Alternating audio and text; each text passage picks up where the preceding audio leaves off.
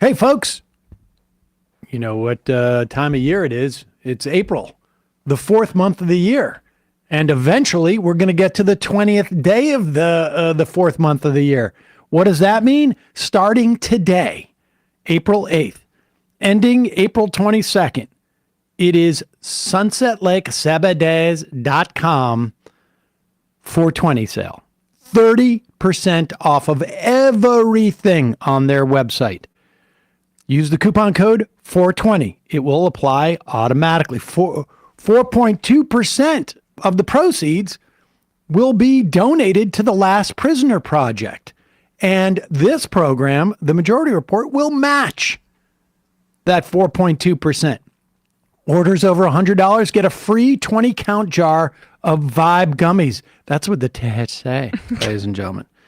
Last year, thanks to all of you, Majority Report listeners, specifically sunsetlakesabades.com, and the Majority Report helped raise $22,000 for the Last Prisoner Project, a nonprofit organization dedicated to cannabis criminal justice reform. Sunset Lake is running it back. Starting today, everything on sunsetlakesabades.com, 30% off with the coupon code 420. Again, if your order is over $100, they'll throw in a free 20-count jar of their Vibe gummies. Sunset Lake is going to donate 4.2% of the proceeds from this sale, again, to the Last Prisoner Project, and we, the Majority Report, will match that. Folks, they got great products. I've talked about it many times. Smokables, Keef, pre-rolls, all sorts of gummies. I just popped one right now, actually. It's a Focus gummy, but they have melatonin. They got great tinctures, some with melatonin, some with a couple of different types of oils that they call Goodnight Oil. That's the one I've been using a lot lately. But they also have Sebede Fudge, Sebede Coffee. They're a great company, great business practices, movement partners. They have raised, again, last year alone, it was $11,000 for the Last Prisoner Project, another $11,000 from us. But they have spent thousands of dollars on strike relief funds and mutual aid and food pantries and Planned Parenthood, carceral reform, refugee resettlement, just an all-around great company. And now is the time of the year, folks, 30% off with the coupon code 420, sunsetlakesabades.com. And speaking of that show that I had mentioned earlier, now is that show that we're going to do now. As I was referring to, the Majority Report will start. We'll have to play the Casual Friday. There's something wrong with the file. Ooh. Well, it's not Casual Friday, folks. It is, but we may have to play that. Yeah, we have to play that. It's not casual. The Majority Report with Sam Seder, where every day's Casual Friday. But this is really Monday. means Monday This is really Monday. Tuesday. This is, in fact, Monday. Tuesday, Wednesday. This is Monday. Casual Hump Day. It's Monday. Thursday. Casual Thurs. That's what we call it. And Friday. Casual Shabbat. But of course, this is Monday. We just had a technical problem.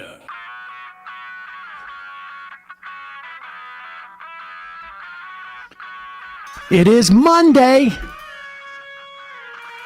April 8th, 2024. My name is Sam Seder. This is the 5-time award-winning Majority Report.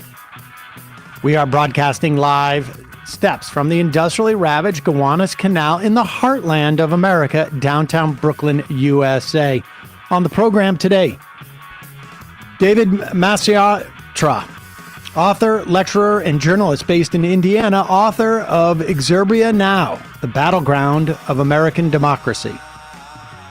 Also on the program today, Israel pulling troops from Khan Yunis for rest before a supposed assault on Rafah. Meanwhile, Israel allows 330 aid trucks into Gaza yesterday, and apparently is now allowing bakeries to open in northern Gaza and for water to flow. Just in case you were wondering what it means to be in an open-air prison or a ghetto in occupied territories, you need permission to open a bakery. And pressure mounts on Biden as even Nancy Pelosi signing a call with others in Congress for weapons transfers to be halted. Meanwhile, Biden introduces a new student debt relief. Republicans to attempt to send Mayorkas impeachment to the Senate. And Donald Trump tries to split the baby on abortion. Supports abortion bans for states that want them, which is what we have now. Harvard non-tenured teachers vote to unionize. Mike Johnson to unveil Ukraine aid package this week. All this and more on today's Majority Report. Oh, also full eclipse today. Oh, yeah. If you live in the right place. Other places will see a partial eclipse. But more than that today on the program. First off, I should also say, Emma Vigeland, it's Hello. Monday. It is Monday, yes. We just had a bit of an issue with the file for our intro song, so, you know. Eclipse Day, Monday. Right. As a public service, I didn't realize that I would actually have to say this. Don't look at the eclipse unless you are wearing the specific eclipse-approved glasses. You can see there's a rating on the glasses. You cannot use sunglasses. You can use the old pinhole trick, but go and make sure that you have, I'm sure you can find one on a website. But I didn't realize I had to say that until Bradley was like, I was just going to look at it for like 30 seconds. And I don't understand this, frankly, other than the fact that, like, I don't think he said 30 seconds. I mean, we gotta be fair to him. I think he said a half a second. I was gonna look at it though. 30 seconds? Maybe not 30, but I was going. He's going to do the Trump. Oh yeah, I mean, Just glance at it. I can look at it. all right, maybe Take a I little was. snapshot with your mind as it burns under your retinas. Scratch that. We should not be fair to him. That was no, not he didn't what you- know that you couldn't look at it. Now, like, I've always been a little bit baffled as to why. I guess the idea is that, like, you're able to look at it because it's partially blocked. But when it's not blocked at all, obviously you can't look at the sun for very long because it's so bright that but I just don't understand. I've never understood why it's that dangerous, but I just know it is. Like, I mean, is it because it's like a partial? You can see the partial sun? Why doesn't that hurt It's your eyes? blocking the center mass, like the sun, the most direct rays from the sun. And so those are the ones that basically tell you to right. close your eyes. Yeah. And the other ones are the ones that just sort of like burn a hole into it that you don't really feel. It's more like a sunburn than a Right. than, like a heat burn. So if the sun had been normally out, right, with its full in its full brightness, your body would tell you to look away, Exactly. but not with an eclipse. The only analogy I have is that I've been told that if you have raccoon poop and you don't want to move raccoon poop, you got to be careful when you move it because it can some bacteria can go into the air. Mm-hmm. And I've been told you spray it with bleach, but you want to use like 10% bleach because if you spray it with straight bleach, Hold on, I'm taking notes. it closes up. It closes up very quickly and doesn't kill the bacteria. Oh. 10%, it gives it time to seep in. That's what I've been told. Wow. Sentient raccoon poop, kind of. It seems to know what it's doing. Bacteria. Well, damn it. Science is not my strong Be careful. Yes, someone just says the Eclipse glasses from Amazon and other sketchy places. You got to be careful. Because there's a lot of dicey, counterfeit stuff out there. Business people wouldn't do that. It's amazing. Saul and I went around yesterday to like every place we could in our neighborhood. And as soon as you'd walk in, you'd say, excuse me, this is a weird question, but do you have, and they'd go, no, we've had 100 people ask and we've sold out. I went to one guy and he's like, no, he said no. And then he's like, it never even occurred to me to get them. And he's like, why would you, and I said, he's like, why wouldn't you go, maybe if you go to, some other place or you get them on, and I said, well, I want to go to a reputable place. He said, maybe you can buy them in Chinatown. I said, yeah, but I'm a little bit nervous because I want to make sure that they're high quality. That's why I came to this place. And he goes, oh, thank you. And he goes, but I would have just bought them in Chinatown if he was going to resell them. So that was a little disturbing. All right, let's get to the news. This is not the April Fool's show. The astronomy report. Yeah. Sorry. The eclipse is on everybody's mind.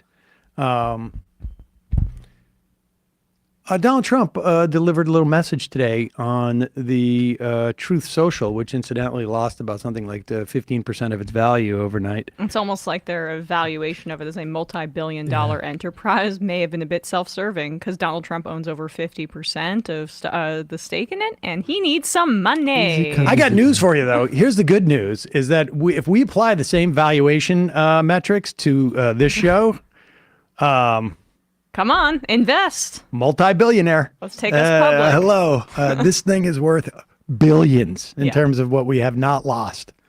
Here is Donald Trump.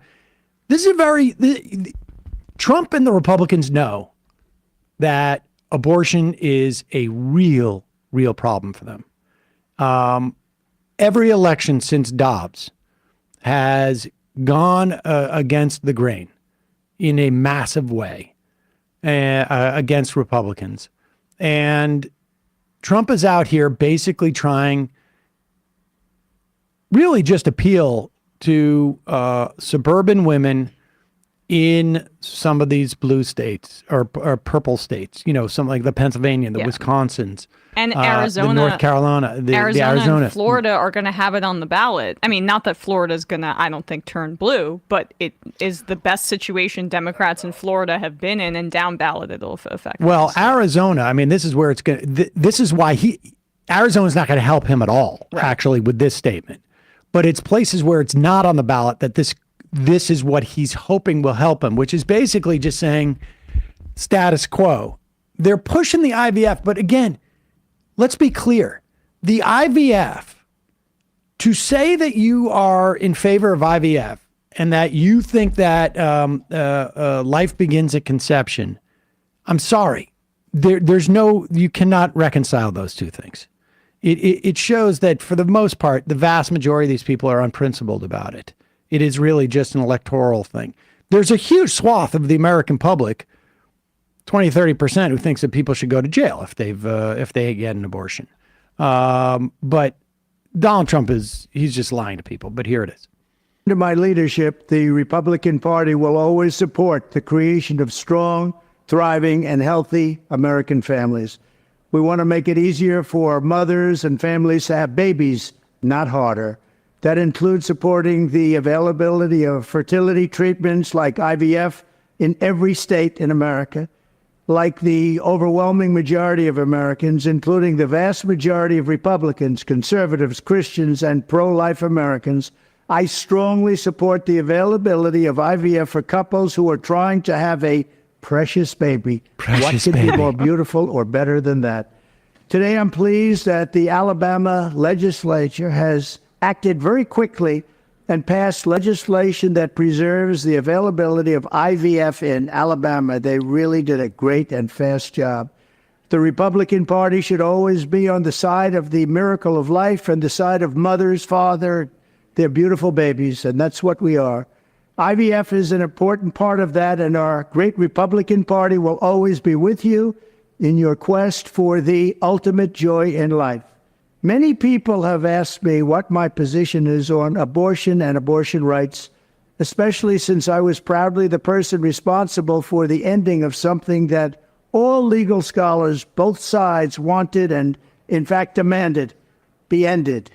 Roe v. Wade. They wanted it ended. It must be remembered that the Democrats are the radical ones on this position because they support abortion up to and even beyond the 9th month. The concept of having an abortion in the later months and even execution after birth, and that's exactly what it is. Execution the baby is after born, birth. The baby is executed after birth is unacceptable. Pause it and for 1 second. I just want to jump in here to say That's a lie. Fact check. And the last time I heard that claim, it came from Lynn Cheney. Liz. Liz Cheney. Sorry. Close. Yep. One of the Cheney former congresswoman. Right. And it wasn't that long ago that she was saying that. What was it, 2019, I think?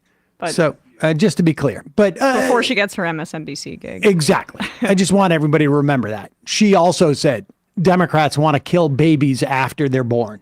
Yeah. And also when he's talking about, what the Alabama legislature did, it's not really having the desired effect. They reaffirmed their support for IVF after the Alabama Supreme Court struck it down. But that there's still the message is so muddled that hospitals are still stopping their IVF procedures in the wake of it because they're like, the law is not clear. The state Supreme Court says one thing and the legislature's saying another. And this is also the same with exceptions to abortion bans, which he's going to talk about in a second. Most everyone agrees with that. My view is now that we have abortion where everybody wanted it from a legal standpoint, the states will determine by vote or legislation or perhaps both, and whatever they decide must be the law of the land. In this case, the law of the state. Many states will be different. Many will have a different number of weeks, or some will have more conservative than others, and that's what they will be. At the end of the day, this is all about the will of the people. You must follow your heart or, in many cases, your religion or your faith. Do what's right for your family and do what's right for yourself. Do what's right for your children. Do what's right for our country and vote. So important to vote. At the end of the day, it's all about will of the people. That's where we are right now, and that's what we want, the will of the people. I want to thank the 6 justices, Chief Justice John Roberts. Okay, we don't need to hear any more of this. I mean, it's so basically he's saying if you live in a state, they can take away your individual right to have sovereignty over your own body. I mean, maybe we should also leave it up to the states which ones want slavery. Right. I don't know. Make it the law of the land, or in this case, the law of some parts of the land, the state's land. I mean, spoken. Every state will have a different president, too. That's the other thing. This is, first off, let's just be clear. It's a lie. There's absolutely no doubt it's a lie. If Republicans control the House and the Senate, there is no way in a million years Donald Trump is going to veto an abortion ban. And if you don't think that Mike Johnson is not the Speaker of the House to pass an abortion ban, you are out of your mind. Granted, there's other things too. He wants to probably get rid of, divorce, or at least the ones that are chosen by any women. But there's, you're out of your mind. Secondly, from the perspective of this just leaves us exactly where we are with Roe v. Wade and Dobbs. There's no change. You're going to have abortion bans around the country. It's going to get increasingly intense. They know the American public does not want this abortion regime. They know the majority of Americans want abortion to be legal. They know a majority of Americans believe that people who can get pregnant have a right to have sovereignty over their own body. They know this. And they are trying to figure out how they will slow walk it. Or how they'll lie. They've lied about this the entire time. First, it's states' rights. When did Lindsey Graham introduce that 16-week abortion ban? Like within months after Dobbs. And Trump's lying now until, he said a few months ago that he had a similar idea for legislation on the federal level in terms of a 15, I think, or 16-week abortion ban. They lie until they get elected, and then they deliver for the evangelicals that got them there. Here is, pop up this Politico sheet, this one here. Support for abortion access has grown amongst Trump demographics since Dobbs. All people, it's gone up by 15%. People over 65 by 17%. Wow. Even with conservatives, with 2020 Trump voters, with the Republicans, it's all gone up since Dobbs. This is support for abortion access. So he knows he's got a problem. Now, we don't know what amount of those people are going to vote based upon abortion. It's probably not very many, but you don't need very many. And they might stay home. And they might stay home. I mean, we don't know how important this issue is. We just know that their perspectives on this have changed since abortion access was restricted. And I would bet, although I haven't seen the crosstabs on this, the vast majority of those people in those columns are women. Nikki Haley voters, maybe? We don't know. But Donald Trump is out there, even if it's just a fraction of those people, those new people who are supporting abortion rights, decide to act upon that in terms of the voting. Donald Trump's in trouble. That's why he came out with this, and that's why he came out with it now. He has a little bit of problem on his right flank. Put this up. This is the only people who are honest about their abortion desires. This is put out by the Susan B. Anthony thing. We are deeply disappointed in President Trump's position. Unborn children and their mothers deserve national protections. You got to shrink it. I can't see. And national advocacy from the brutality of the advocacy from the brutality of the abortion industry. The Dobbs decision clearly allows both states and Congress to act. Marjorie Dance-Felser, president of the Susan B. Anthony Pro-Life, told the CNN in a statement. I mean, gross. It's also Marjorie. Oh yeah, Marjorie. Sorry. And saying the issue is back to the states cedes the national debate to the Democrats, who are working relentlessly to enact legislation mandating abortion throughout all 9 months of pregnancy. Now, I just want to be clear. Democrats are not mandating abortion throughout all 9 months of pregnancy. We would have no more children born if it was a mandate. It's a bold policy. There's certain people I think it should be mandated for, but we'll hold off on that. If successful, they will wipe out states' rights. With lives on the line, SBA, Pro-Life America, and the pro-life grassroots will work tirelessly to defeat President Biden and extreme congressional Democrats. Look, I hope she's right that the Democrats are not working relentlessly to enact legislation, not mandating abortion. You should not be forced to have an abortion. I think we can all agree that goes too far. Hot take. Maybe As the selective. most left-wing person here, I have to say we should mandate abortion. There you go. Okay, maybe we can strike a middle ground and have executing babies after they come out. Well, that's the secret with the climate change legislation too. That's buried in the Green New Deal, mandates abortion for everybody, but and not just at the beginning, but all 9 months of the pregnancy. Now, I don't know how they get to month 9 if you're mandating abortion at month 1. Abortion, but nevertheless, double tap. maybe they're not geniuses, but they certainly have been successful in getting a Supreme Court that has basically revoked the first time ever an individual right that has existed for 50 years in this country. Like I say, I hope she's right that the Democrats, if they get into the position, they will legislate that abortion is a right across the country. But this is the jam that Donald Trump is in, and I hope it hurts him. And expect him to pick a woman for VP because of this, by the way. That's my guess. Really? Oh, I mean, I think Kristi Noem should be the betting odds favorite. I think that's probably a good guess, although, yeah, I think that's probably a good guess. But the problem is, there's a cuckoo and a COVID. He may not want to go that full COVID denial, but maybe he would. Folks, in a moment, we're going to be talking to David Masciotra, author and lecturer, journalist based in Indiana. Author of Exurbia Now, the Battleground of American Democracy. First couple of words from our sponsor. well, I don't know if people were aware of this. You guys were aware.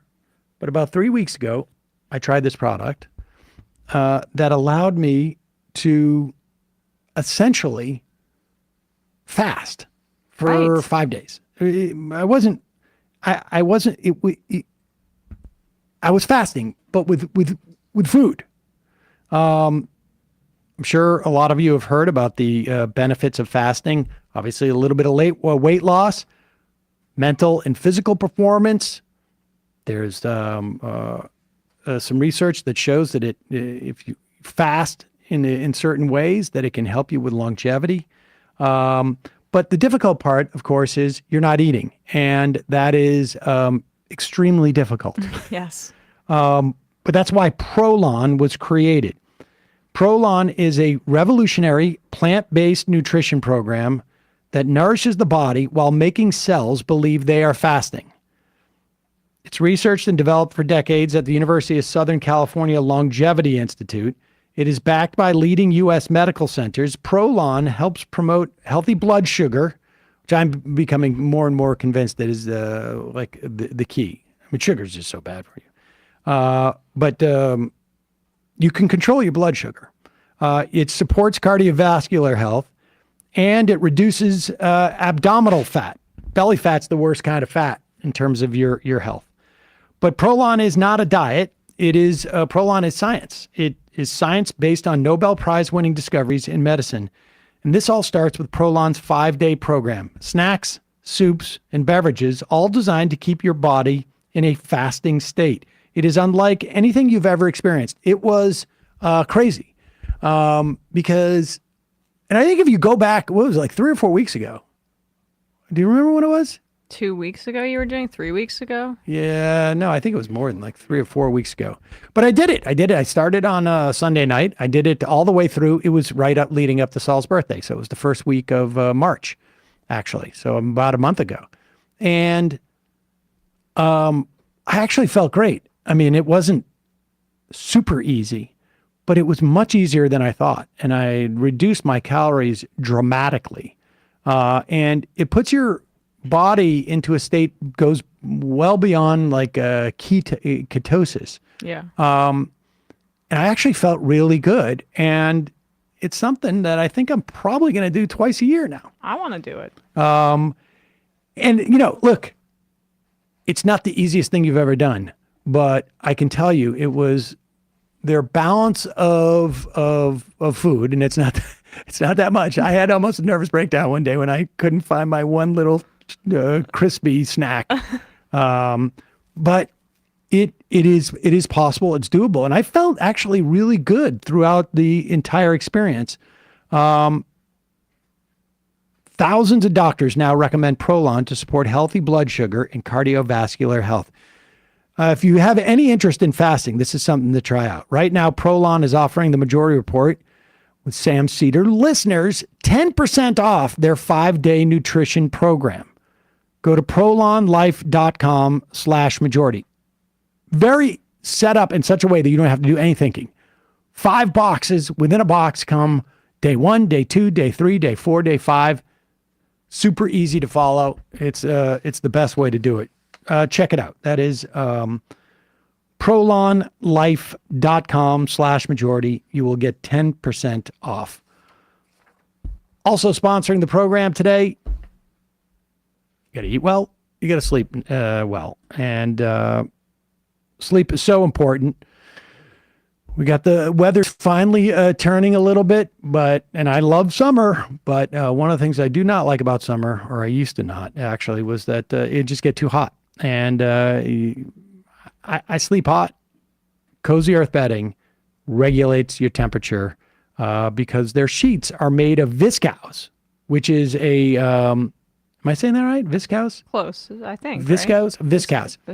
Which is basically made from bamboo, which is incredibly sustainable because it's a weed.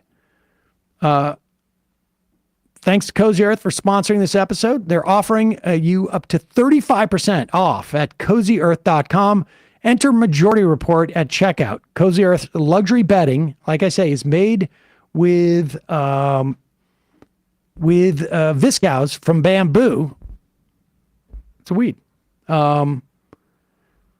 They've got on top of the bedding, which is excellent stuff, and also very durable. I've had sheets that weren't wearing out over time. I know you got a duvet. I've got the joggers and the sort of like lounge wear. I guess it may be yoga wear, but lounge wear. The joggers are amazing. But all their stuff is great. They've got towels too, bath towels. Like I say, Cozy Earth bedding, naturally temperature regulating and breathable. You're going to feel sleep more comfortably all year round. Comes with a 100-night sleep trial. So you got 100 nights to sleep on them, wash them, try them out. If you're not completely in love, just return them within 100 days. You get a full refund. All of their products also include a 10-year warranty against defects. Whether it's luxury bedding or their ultra comfortable loungewear, their plush bath towels, and more, get cozier with Cozy Earth. If you have never tried Cozy Earth, I've got some very awesome news for you. You can save up to 35% off of Cozy Earth right now. But hurry, this offer won't last. Go to CozyEarth.com, enter my promo code Majority Report at checkout for up to 35% off your first order. That's CozyEarth.com, promo code Majority Report, CozyEarth.com. Okay, quick break. We come back. David Masciotra, author and lecturer, journalist based in Indiana, author of Exurbia Now, the Battleground of American Democracy. We'll be right back.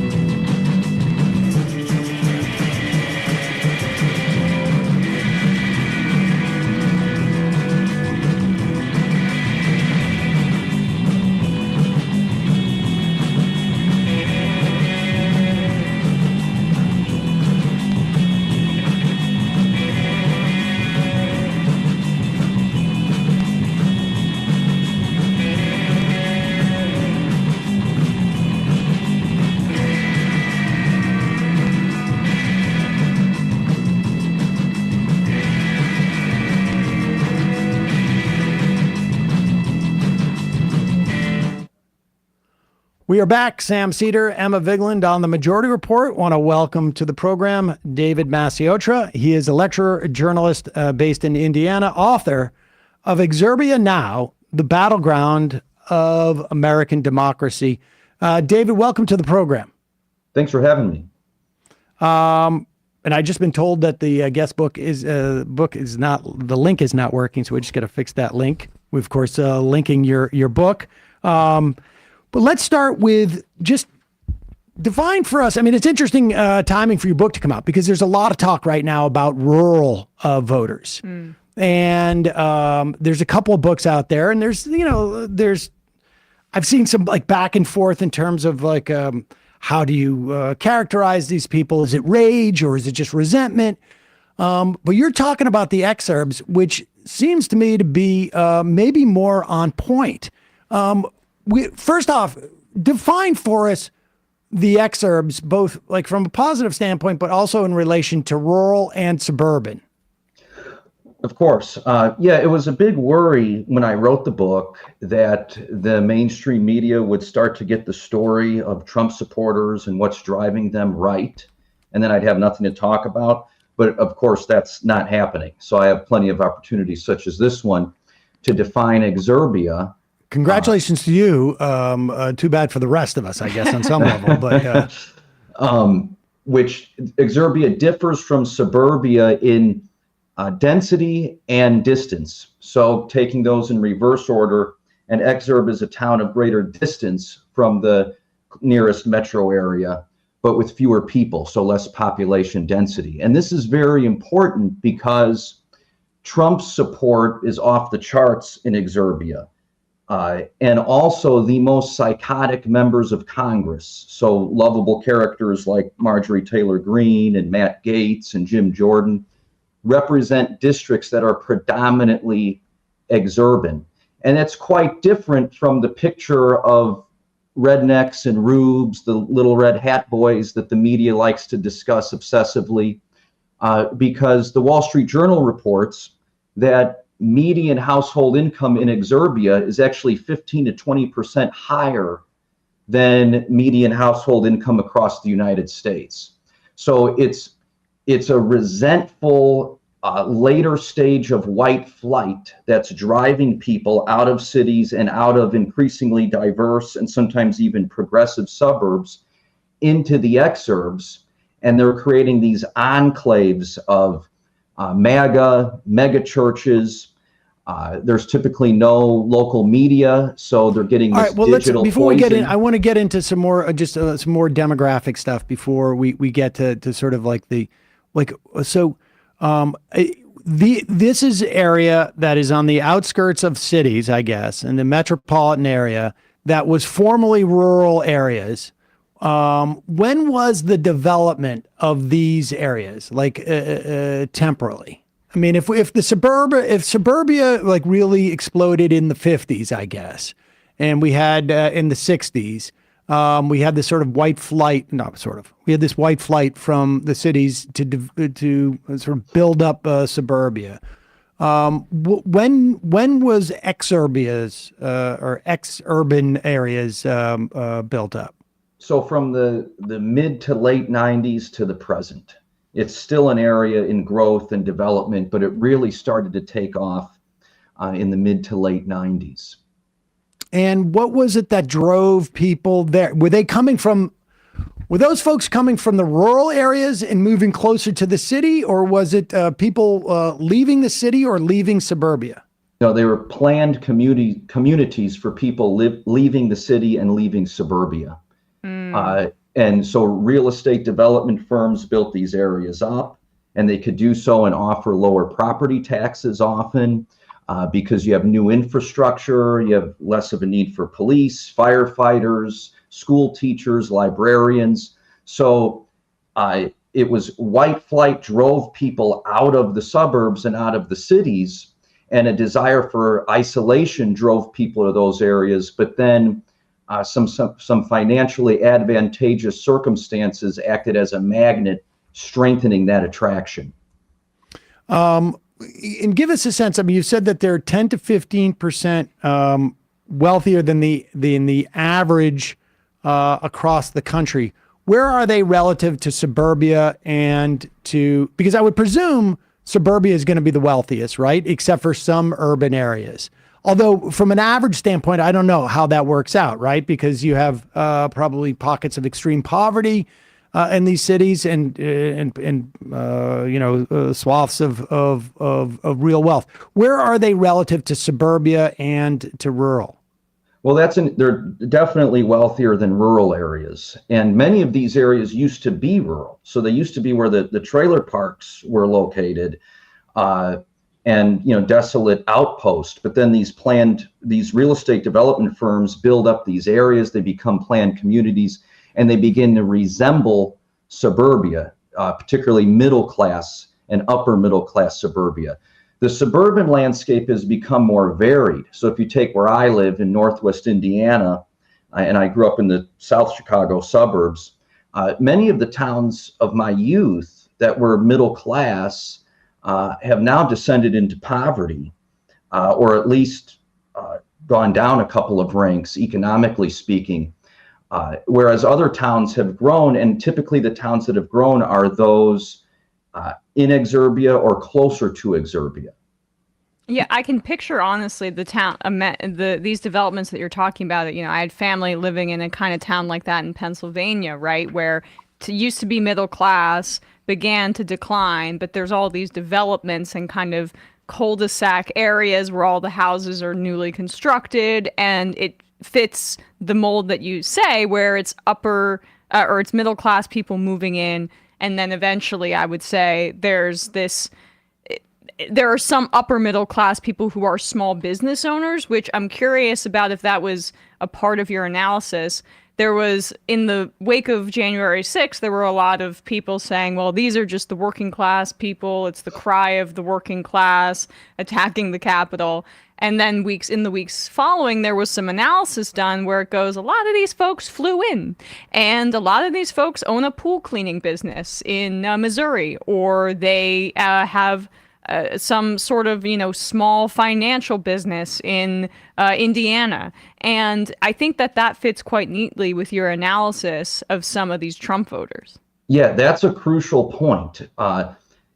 David Brooks and his brethren gave us this asinine definition of the working class, that it's just someone without a college degree. So if you're going to think and act according to those terms, an elementary school teacher making 30 grand a year is not working class, but a small business owner or a tradesman making 80 to 90 grand a year is working class. That makes no sense.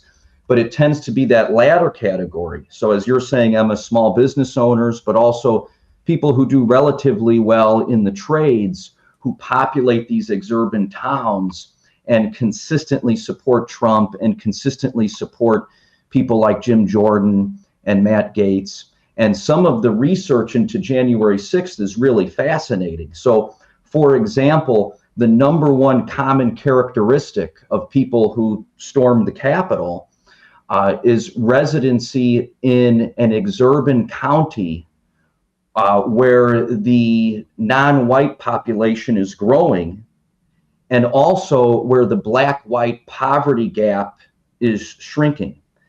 And people who've looked at these, these wannabe aspiring fascists have concluded that it's primarily culture and identity and resentment and hatred surrounding those issues, not economics, because they're not working class by any sensible definition of the term.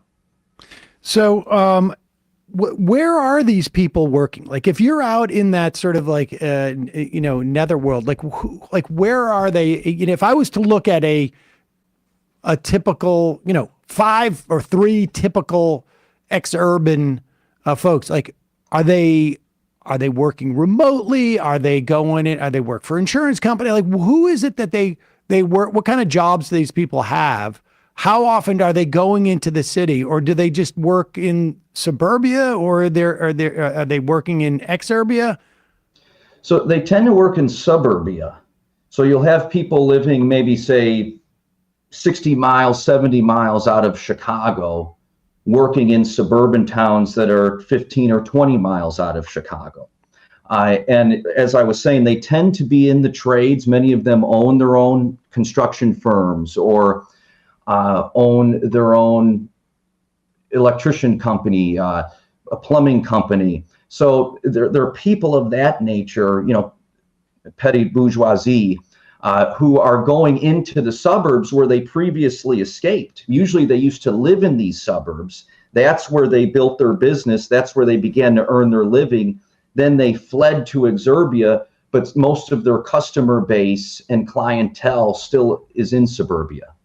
Interesting. And let's talk about the mega churches, because you also write that this is maybe not coincidentally where we find the vast, overwhelming majority of mega churches in the country are in these type of geographical areas. Yeah, that's very interesting, because it began as a practical matter. If you're going to build a church the size of a basketball arena, it's probably difficult and costly to do so. Well, not probably, it is difficult and costly to do so in an urban area or in a densely populated suburb. So it was Exurbia that had the open space and also the cheaply available land and the low property taxes, although that's a different matter because we're talking about religion.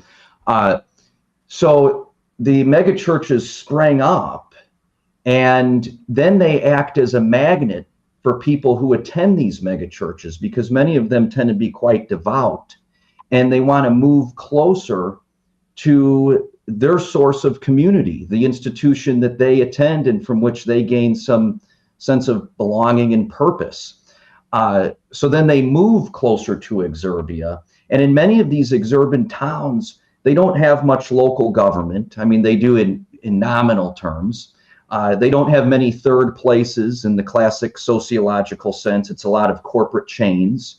But what they do have are megachurches. So the megachurch becomes the daycare, the source of political news and perspective, the source of social and recreational life. And I mean, I don't have to tell your audience why that's a big problem, because many of these megachurches, at best, they preach the prosperity gospel, which is destructive and insane. But at worst, they become citadels of Christian theocratic nationalism. Also, the thing that you mentioned is that there's a preponderance of casinos in these areas as well, and which also makes sense for very similar reasons, I guess. You need at least the ability for employment that you would pull out of the suburbs. And, you know, these people are going to drive 30, 40, 50 minutes to their work at the casino, but you want it out there where where you have actually the land, and I would imagine in some instances will also be on indigenous peoples' lands as well. Yeah, there are two areas where we've seen casinos grow. So the conversation is taking on like a people of faith theme, mega churches and gamblers. But post-industrial towns that take a gamble, pun intended, on casinos to revive their struggling local economies, which anecdotally and the data show never works.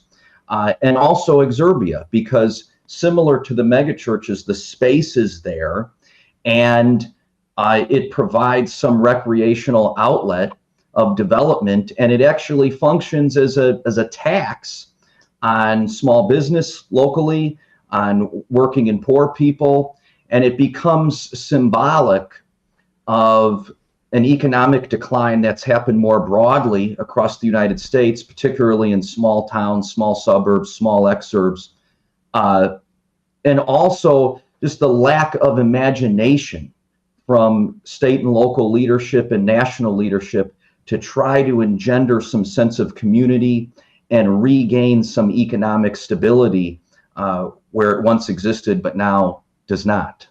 Is there an irony there with casinos coming into these areas that seem to be almost necessarily more religious, at least in terms of identification and in terms of coding? Yeah, I suppose there's an irony, but I'm not sure if the megachurch adherents are the ones rolling dice or placing bets. I'm not sure how much overlap there is between the mega church faithful and the people gambling on the weekend. If you walk through these casinos in smaller areas, they tend to be elderly. They tend to appear working class, though it's risky making superficial judgments. They don't tend to appear like the better off tradesmen and small business owners who populate exurban towns and live in subdivisions. Yeah, can you talk a little bit more about what you said earlier about how many of the kind of local places of business are national chains versus suburbia tended to have some more small businesses, but in places I'm picturing, it's like the Cabela's or the Walmart nearby is the fun place to go, or maybe even if you're up in this area like a Cracker Barrel, but there's not many really any kind of communal spaces or locally owned places to commune. I'm being redundant, but you see what I'm saying, just what that speaks to about it's not, there's the lack of community despite the fact that these places aren't urban areas, far from it.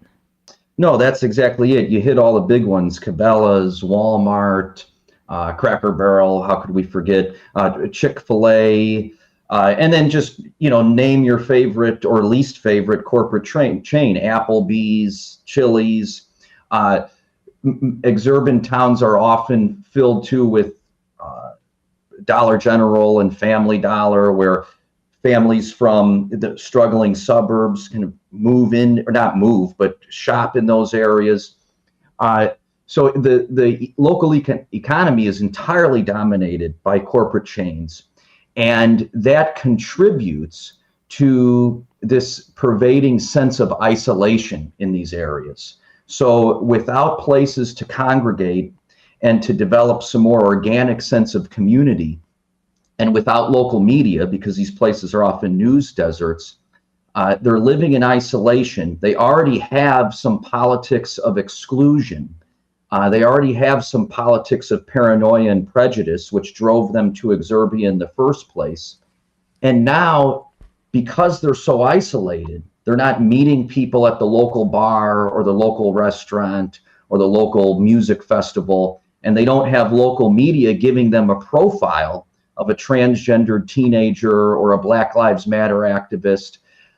They're highly susceptible to this poisonous drug of fear and resentment and rage that Fox News and the right-wing podcast sphere, pumps into their veins every single day. Tucker Carlson becomes your local news anchor if you don't have a local news anchor. That's fascinating. And I would imagine, too, having only a series of corporate chains, that the top level of executives are really sort of like, you've got your regional manager may be, located in the city 60, 70 miles away because they're handling multiple ones of these in the exurbs that they're traveling around, which means that you don't have people like even engaging in type of like a civic, you don't have the same incentive structure for people to engage in civic life like you do in suburbia, where, a lot of people, like, I'm a local car dealer or whatever it is, I'm going to go, or I'm the president of this local, or the owner of this small business, I'm going to go and be a part of, I don't know, the local goodwill or whatever it is committee, because it's good for my business. But there's not that same incentive structure to build a community there, because people aren't really invested in the community in any type of business sense either. Yeah, that's exactly it. My favorite bar is owned by two friends of mine, husband and wife, and my wife and I actually had our wedding reception there. And they're on a local arts committee. They started a music festival in their town. It's good for their business, but they're also sincere people. They believe in these things. They're very charitable locally. But you make a great point. And it's to the extent that, for example, Texas Roadhouse, a popular corporate barbecue chain, actually has a script that they give all of their servers of what to say, how to greet each customer, how to react to each customer's order. They even have planned times during the evening where they're all supposed to break out and dance to a certain country music song that's, piping through. So it becomes impossible to develop any authentic sense of camaraderie with people that could exist and in fact thrives at the bar I was just referencing if everything is happening according to a corporate script. But one of the reasons for the existence of that script and the enforcement of it is exactly what you're saying. You don't have a local manager who can keep a close eye on all the employees. Everything has to be done according to the regional office, which goes back to the national office. And then culturally in Exurbia, you just have these dead zones. They're just wastelands. It's amazing that I could ever conceive of myself thinking like, boy, it sounds like they could use a mall. But like all the malls are strip malls. I mean, yes. there's no sort of interior space where people are even commingling. You don't even have, you're not even talking to the employee across the way at the local Spencer Gift, essentially, or the,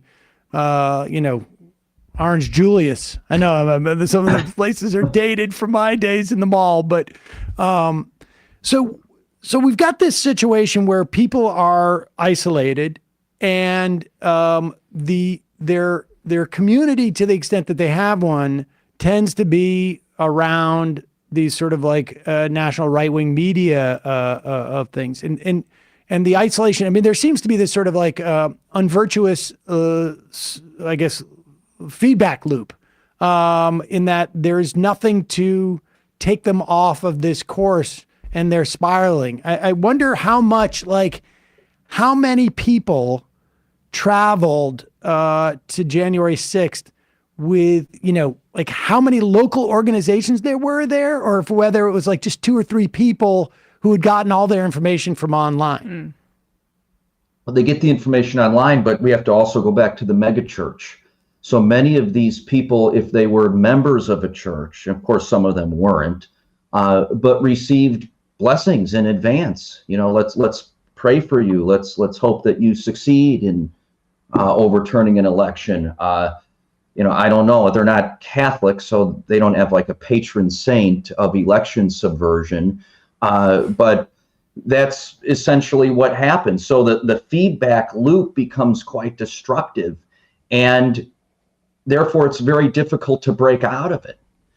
So if you're part of this right-wing world and your teenage daughter says, I'm gay, or I think I'm transgendered, you're surrounded by a community that is going to have a very hostile reaction to that.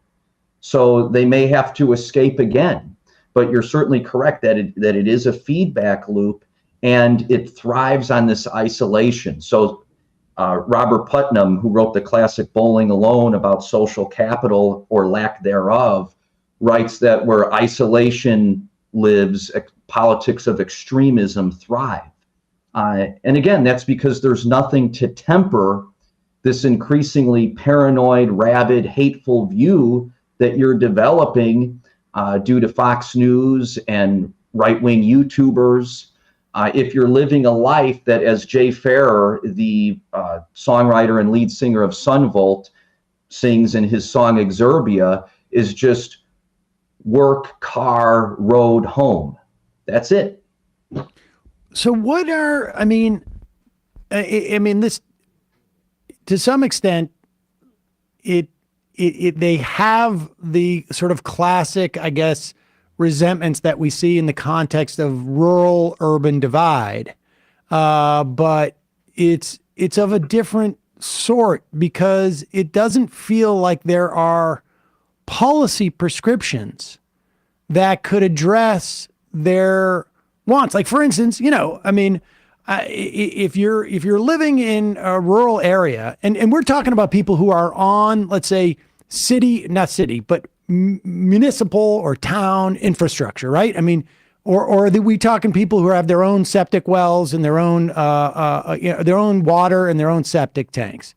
I mean, it's a combination? Because I guess I'm like wondering, like, in a rural area, there are things that can be done in terms of policy, in terms of like, farmland and bringing in some type of infrastructure by way of like low cost cable and development.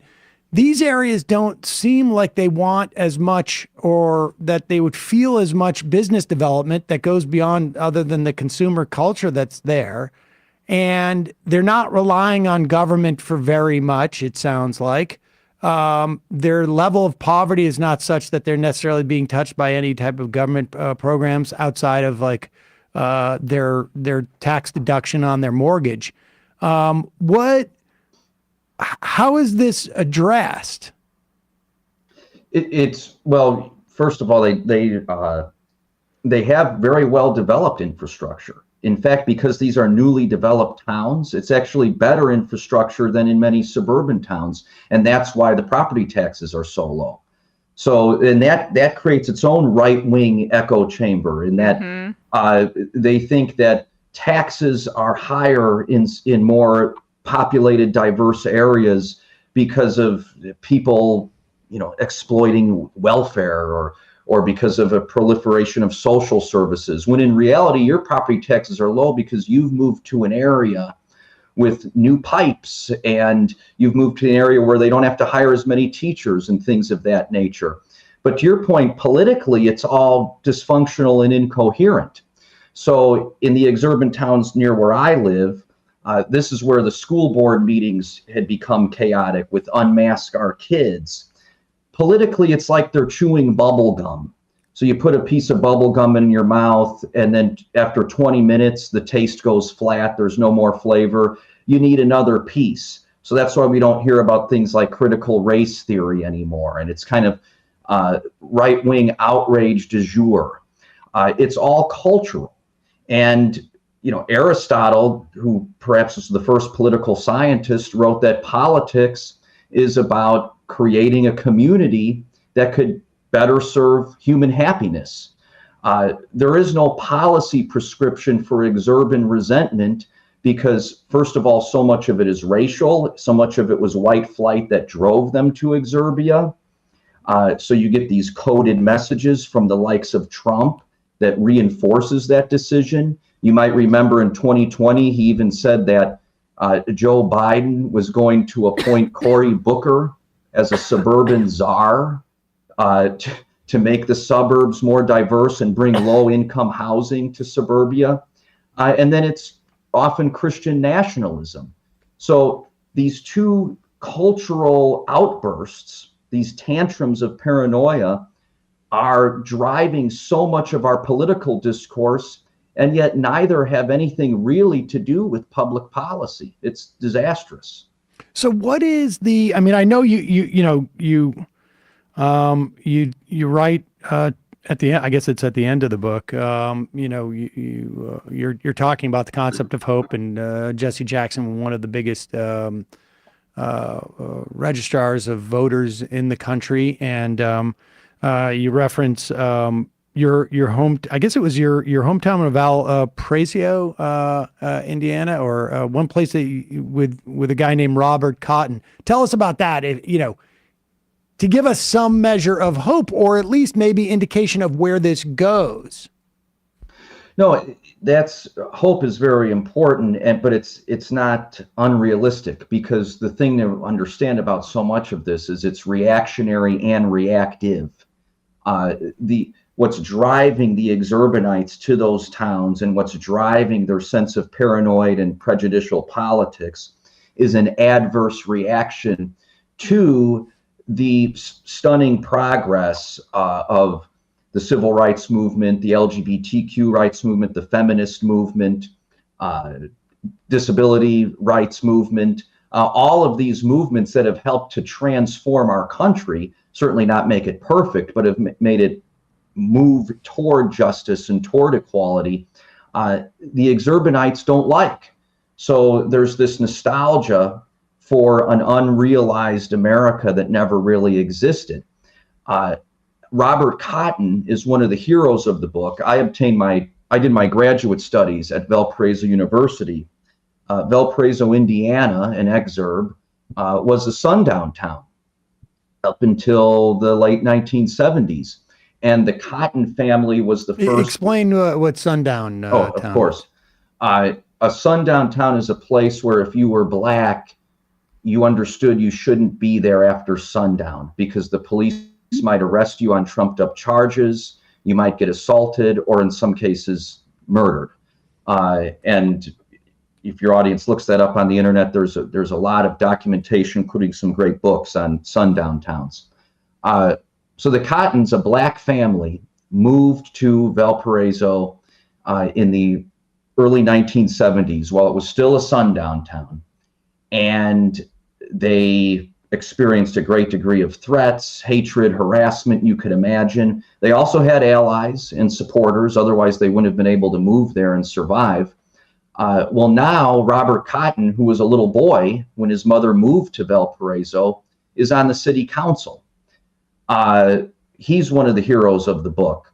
I also talked to people like the leaders of a local environmental group in the town where I live, who convinced a Republican town council to adopt a sustainability commission as part of the local government. So you mentioned Jesse Jackson and his. Well, wait. Let me just get back to Valparaiso for a second, because was that a function of? I mean, the environmental stuff. I think, like, increasingly there's an awareness out there, and if it's approached in a way that like is somehow perceived as non-threatening, or it, maybe in some quarters it has resonance. But does Cotton get elected in Valparaiso because he's just able to convince people and people have changed there, or is it that the demographic nature of the town has changed? A little bit of both. So he was able to appeal to people, and there was kind of a movement surrounding him to persuade people to get him on the city council. But what makes Valparaiso unique is the presence of Valparaiso University, which it's not a very large school, but of course it attracts different types of people to that town. It attracts faculty, it attracts students. It makes the profile of the town a little different than the average exurb. Right. Yeah. I understood in terms of that. I mean, so in terms of like, God bless you, in terms of like recipes for how to deal with this, I mean, it feels largely, and I had a conversation with, which is not to say that everyone out there is necessarily authoritarian followers, but it seems like, if you belong to a megachurch, that's probably on the list if you're going down the list. And, I had a correspondence with a guy named Bob Altemeyer, who was one of the foremost sort of like experts on clinical authoritarians who found, he was from University of Manitoba, said 25% of North Americans are right-wing authoritarians. And I had asked him about this cohort of people in the run-up to the Trump election in 2016. He said, basically he said, like, there's no negotiating. You just got to beat them, essentially. You have to beat them and hope that these inclinations go away or just become outnumbered, essentially. Is that ultimately like what we're looking at here? Yeah, that's essentially it. I mean, if you want to have a heart-to-heart with your megachurch, MAGA, Steve Bannon subscribing uncle or cousin, more power to you. Thank you for your service. But you mentioned Jesse Jackson. My previous book was about him. I spent a long time traveling with him and interviewing him. And one reason why he registered so many millions of people to vote is because he makes the point that if we vote our numbers, we'll win. If we don't vote our numbers, we won't win, because there are more of us than there are of them. And I mean, how do you persuade these people? How do you persuade someone excited to vote for the guy who said to inject bleach during the pandemic, to have a more reasonable point of view? Instead, what's really necessary is on the ground participation all the way down to the local level. There's a reason that Steve Bannon and others are telling their followers to get involved with the school board, get involved with the local library, get involved with the county election commission. This is a right-wing strategy that dates back a long time, and I documented in the book some of the major players. So now anyone left of center, whether you consider yourself a mainstream Democrat or a democratic socialist or something in between, needs to bring that same aggression and concentration to their hometown, to their county, to their school board, and so on and so forth. It's interesting the way 2016 was set up in many respects was, I think it was in 2014 or 2012 when Acorn was taken out, which was probably the single greatest national, in addition to providing other services and support for low-income folks, but also one of the biggest registers of voters across the country was attacked and then basically abandoned by the Democrats in the lead up to like maybe it was the second term of Obama. And there's that advantage that's built in, right? If you're concentrated in more densely populated areas, organizing is in many respects easier, and that's the advantage that sits on the table for defeating these folks. Yes, great point. Really appreciate David. I'm going to say it right. Masciotra, Got it. author, lecturer, journalist based in Indiana. The book is Exurbia Now, the Battleground of American Democracy. We've got a link for that at majority.fm and in the podcast and YouTube descriptions. Really interesting stuff. Thanks so much for your time today. Really appreciate it. Sam, Emma, thank you. I really enjoyed it. Thanks so much, David. All right, folks, we're going to take a quick break and head into the fun half. That was incredible how on point his descriptions were of that, and I couldn't have articulated it like that. But I was thinking of places like that I would visit. I was very close with my cousin. She grew up in central Pennsylvania, exactly like this, or places that I visited for Trump rallies, like Ohio, or places in Ohio or Johnson City, Tennessee. Like, those were some of just the things that came to mind as exactly the kind of place he was describing. Just even like if you look at the last like 20 IMs we've had, I just saw this as they were popping up as we were talking. Yeah. Here it is. Let's see. Juniper J. Okay. Well, someone taking issue with Texas Roadhouse being a barbecue restaurant. It's not a barbecue restaurant, Okay. He says. Hank Aaron says, the profile fits my neighbor's parents to a T. They live in suburb, miles from the Atlanta perimeter. Atlanta actually plays a big part in his book, where the Atlanta excerpt says, Atlanta suburbs experience growth, especially Black and Hispanic populations. They decided to move to the North Georgia mountains because they were scared of crime, despite moving to a small town with violent crime rate 50 to 100% higher than the suburbs. I'm from Northeast Indiana, says Banch from Parkenden. I can confirm everything in this interview. Apocalypse prepping is also massive in these areas. We're the one buying the sloppy rice buckets. Bingo Dango, guys describing some people I know out on Long Island to a T, utterly resentful of everything about the city and suburbs other than the tons of money they make as a result of the economic engine they claim to not be reliant on. I don't know I agree that it makes sense. Like, their attitudes are similar, but they're still in suburbia in Long Island. I mean, this is more, I think, you have to be further out from the city, I think. I think talk about that. there's some places that are like super out east. Yeah, that are maybe a little bit less densely populated. Central PA, this is literally Northwest Georgia, says Aaron from Atlanta. Yes, in fact, that's mentioned in the book. Folks, just a reminder, it is your support that makes this show possible and popular, frankly. Yeah, I mean, listen, We're very popular. We're very popular. We're very cool. But if you can't afford to support the show by becoming a sustaining member at jointhemajorityreport.com, and when you do that, you make this show possible. The other thing you can do is pass around our videos. Give us a like on iTunes. I mean, I don't know how many people listen to podcasts anymore. On iTunes, well, iTunes isn't even a thing anymore, Sam, so.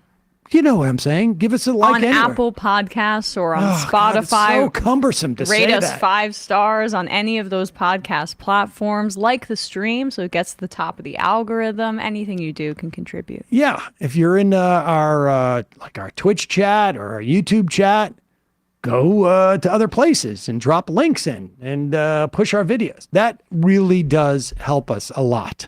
So anything you can do to spread the word of the show is very much appreciated. Folks, I don't know if we have any more Majority Report 20th anniversary mugs left. They were the fastest selling piece of merch we've ever had. I mean, wow, they're sleek with that black look. This is really cool. The t-shirts and the hats are also going crazy. I got to say, that gray shirt, that may be my favorite shirt that we have. Well, I don't know why. You should get a gray one. We have black ones here. But I know. Yeah. I want the gray.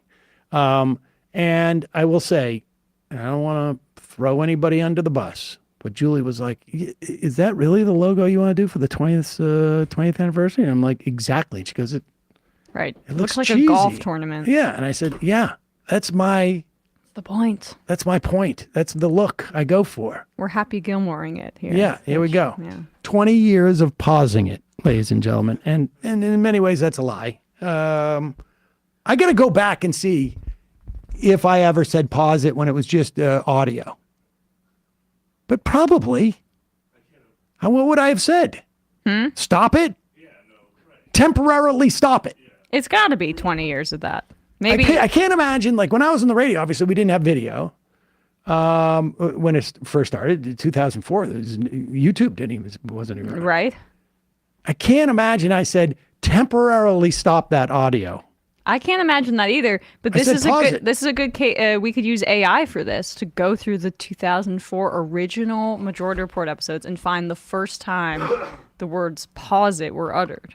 Yep. Right. Yep, we could do that, actually. Somebody just actually, and I lost the IM, but somebody in the IMs, and maybe we'll come across it, said that they had some archived materials that they wanted to send, I think. And if that's the case, send us an email at majorityreporters@gmail.com. Obviously, we have all the archives of this show, of this iteration of the show, but it's the early Air America stuff because, of course, those brainiacs there, it didn't occur to them to dump off the material on these servers when they were going to sell the servers for $400 or whatever it is. Everything I learn about them over there just makes me just wonder if there was some sort of gas leak. Just or, unbelievable. Also, folks, amquickie.com. Sign up for the AM Quickie.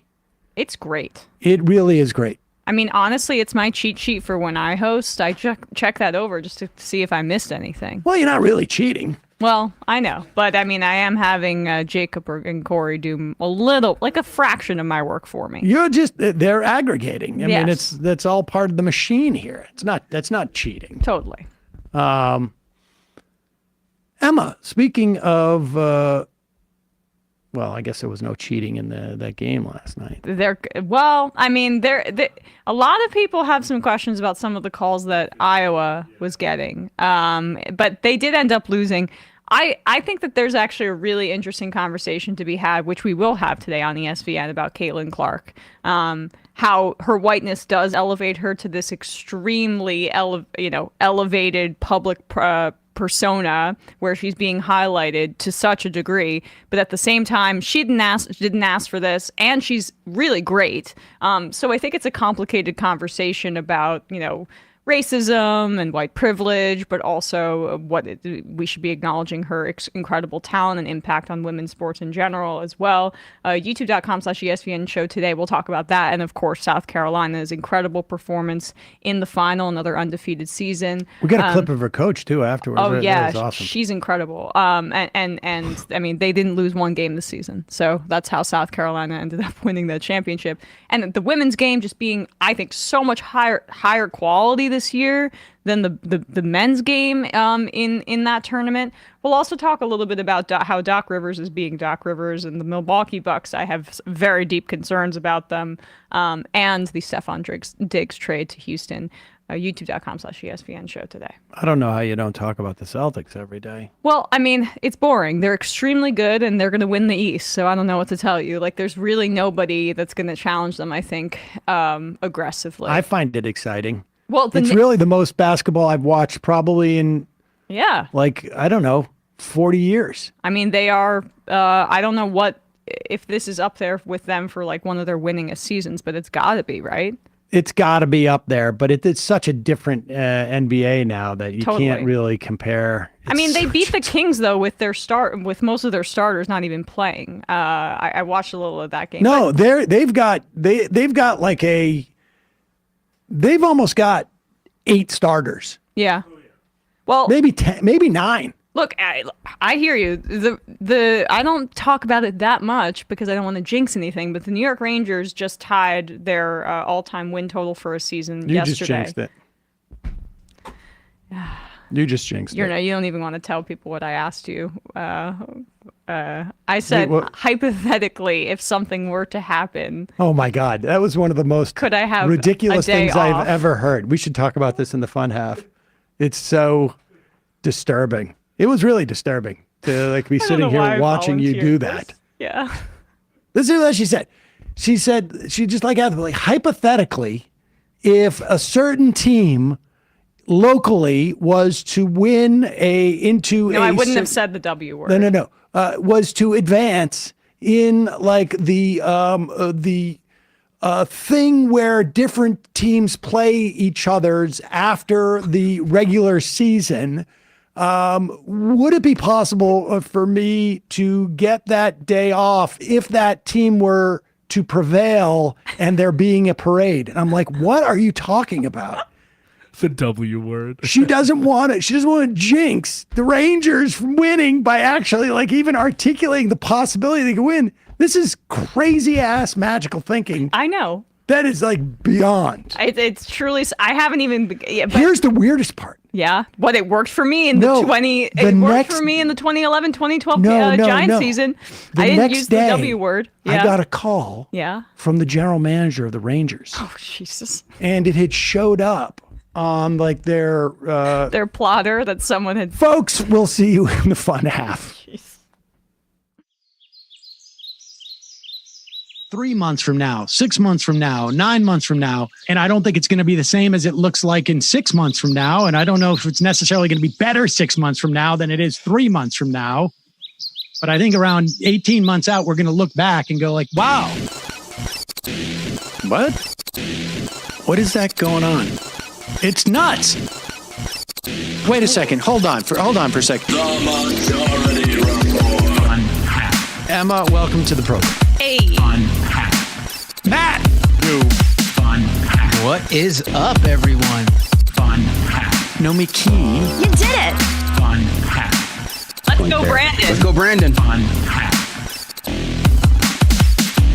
Bradley, you want to say hello?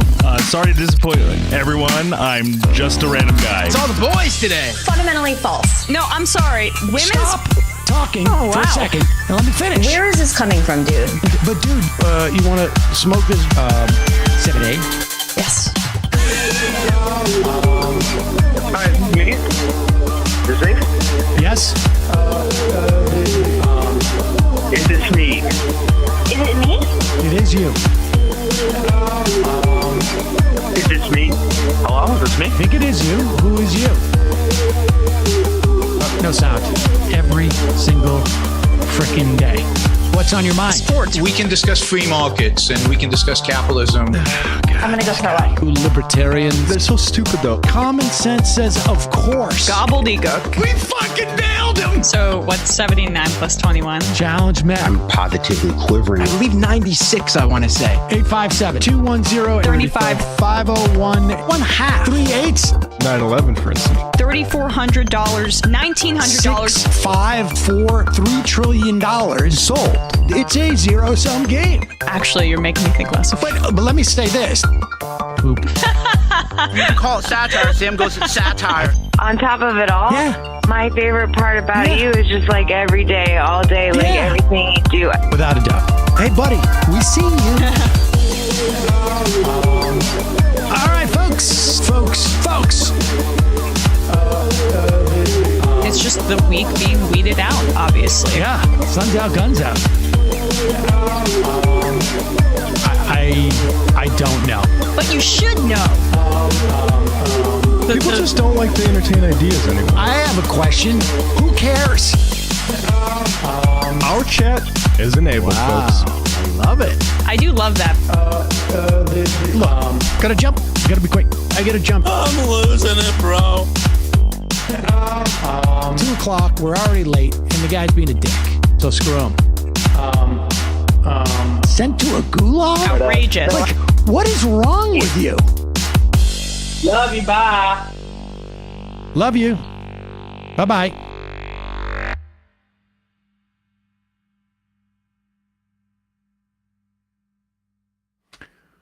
We are back. Sam Seder, Emma Vigeland on the Majority Report. Gerald from New Orleans, say what you want about Twitter, but where else can I call perjury Taylor Greene a dumb